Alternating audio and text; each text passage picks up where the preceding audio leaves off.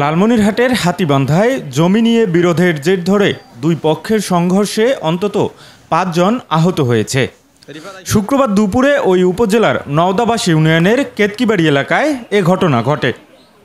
জানা গেছে, নওদাবাস ইউনিয়ন পরিষদের চেয়ারম্যান ফজলুল হকের সঙ্গে হাতীবান্ধা আলিমুদ্দিন কলেজ ছাত্রলীগের সাধারণ সম্পাদক শাকিলুজ্জামান শাকিলের জমি নিয়ে বিরোধ চলে আসছিল।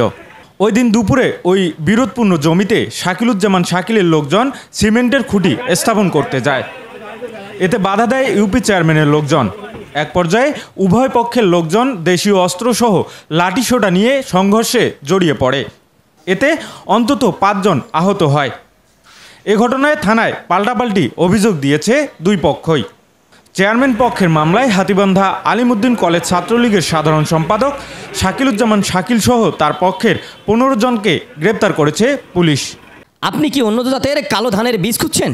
তাহলে আর টেনশন নয়, আজই চলে আসুন লালমনিরহাটের হাতীবান্ধা উপজেলার ফকিরপাড়া ইউনিয়নের জোড়াপুকুর এলাকায় রেজাউল করিম সরকার রাজু ভাইয়ের বাড়িতে। মাত্র ১৫০ টাকা কেজি দরে বিক্রি হচ্ছে উন্নত জাতের কালো ধানের বীজ। আর পুলিশ বলছে, পাল্টাপাল্টি অভিযোগ হয়েছে, তদন্ত করে আইনি ব্যবস্থা নেওয়া হবে। এল নিউজ অনলাইন, লালমনিরহাট।